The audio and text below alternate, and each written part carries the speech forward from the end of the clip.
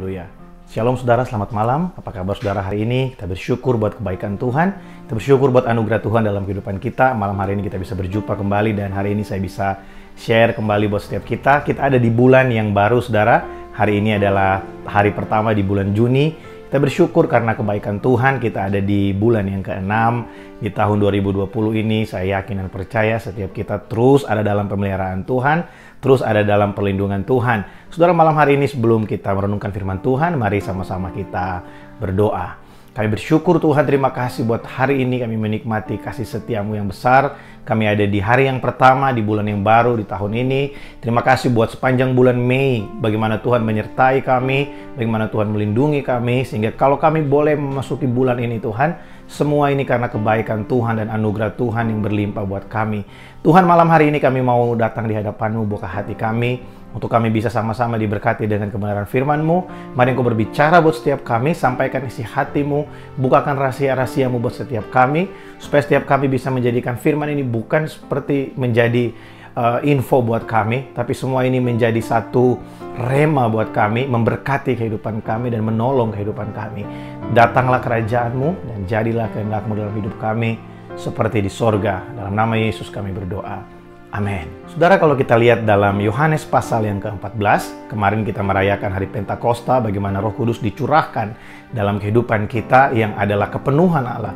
Roh Kudus dicurahkan dalam kehidupan kita, itu punya pengertian bahwa Roh Kudus yang adalah pribadi Yesus yang tidak terbatas, the unlimited Jesus, sudah tercurah buat kita, ada dalam kehidupan kita. Itu adalah kepenuhan dari setiap janji Allah dalam kehidupan kita.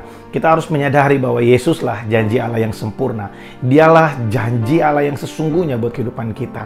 Karena bukan kekayaan, bukan kesembuhan, bukan yang lain-lain yang kita perlukan dalam kehidupan ini. Kita memerlukan pribadi Yesus dalam kehidupan kita. Kita perlu pribadinya. Kita perlu mengenal Dia, kita perlu punya hubungan yang intim dengan Tuhan, karena hanya dalam dekat dengan Dia, dalam keintiman dengan Dia, dalam koinonia dengan Dia, kita bisa menikmati damai sejahtera.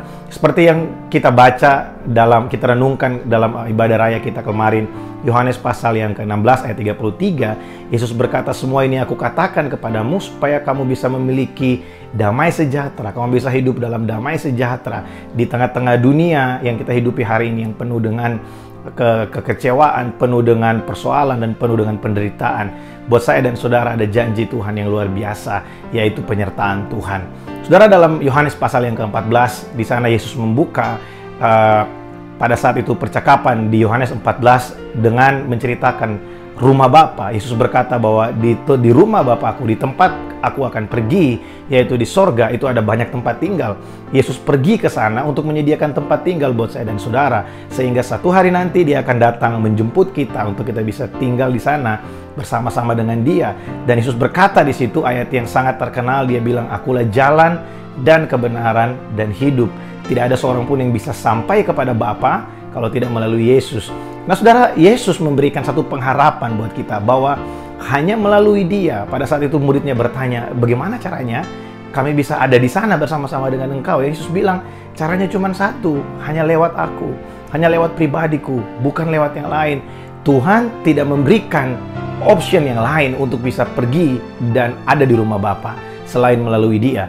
Nah, dalam kehidupan kita sehari-hari, dalam proses perjalanan kita di bumi ini, ada banyak hal yang harus kita hadapi, banyak penderitaan, banyak persoalan, dan Tuhan tahu semua itu bisa membuat kita terhilang dari hadapannya. Semua itu bisa membuat kita pergi dan memilih akhirnya untuk meninggalkan Tuhan karena beratnya kehidupan yang kita hadapi. Kita melihat ada banyak orang yang meninggalkan Tuhan, ada banyak orang yang memutuskan untuk beralih dari Tuhan dan memilih pertolongan dari yang lain atau mempercayai yang lain, tidak mempercayai Tuhan. Tapi saudara, buat kita sebenarnya setelah Yesus bercerita tentang rumah Bapa, Yesus menjanjikan ini dari ayat yang ke-15, Dia berbicara tentang Roh Penghibur. Nah saudara, ini yang kemarin saya bagikan buat setiap kita. Kata penghibur di situ dalam bahasa Inggrisnya itu digunakan kata comforter, penghibur, tapi sebenarnya kata parakletos itu bukan hanya sekedar penghibur, Dia juga advokat buat kita. Dia adalah pendamping kita. Dia adalah juru damai kita.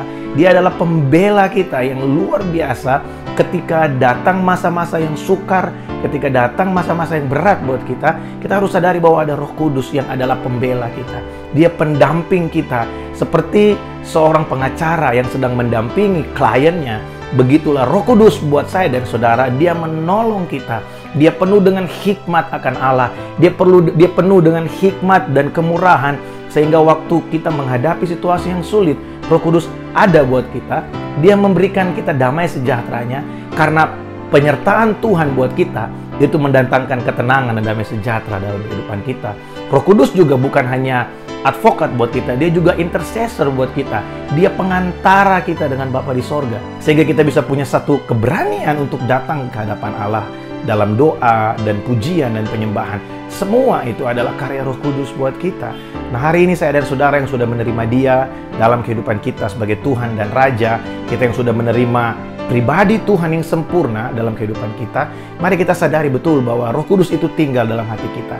Dia ada dalam hatimu, Dia tinggal dalam hatimu. Yesus berkata, dunia tidak mengenal dan tidak menerima Dia, tapi kita orang percaya, Roh Kudus itu tinggal di dalam hati kita. Roh Kudus itu berdiam di dalam hidup kita. Tidak ada yang bisa pisahkan kita dari Dia. Karena apa? Karena Dia tinggal di dalam hati kita. Kalau saudara melihat teman-teman kita, atau mungkin keluarga kita, ada yang dulu percaya Tuhan dan hari ini meninggalkan Tuhan, ada satu kabar baik, saudara. Kalau mereka sudah pernah mengalami Tuhan secara pribadi dalam kehidupannya, jangan takut, sebab akan tiba waktunya di mana mereka akan berbalik kepada Tuhan, di mana mereka akan menerima kembali Yesus yang adalah Tuhan dan Raja dalam hidup mereka.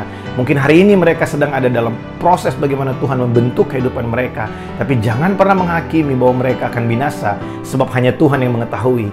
Yang perlu kita lakukan adalah mari terus berdoa buat mereka, sampaikan berkat buat mereka, beritakan Injil buat mereka, karena kita percaya ada Yesus dalam hidup mereka, ada Roh Kudus dalam hati mereka yang selalu menuntun kehidupannya. Setiap kali terjadi perjumpaan secara pribadi dengan Tuhan, itu adalah tanda perkenanan Tuhan buat setiap kita. Saya berdoa biar renungan hari ini bisa menguatkan kita, bisa memberikan kita inspirasi untuk kita terus berharap dan terus memberikan kehidupan kita dipimpin oleh Roh Kudus. Tuhan Yesus memberkati.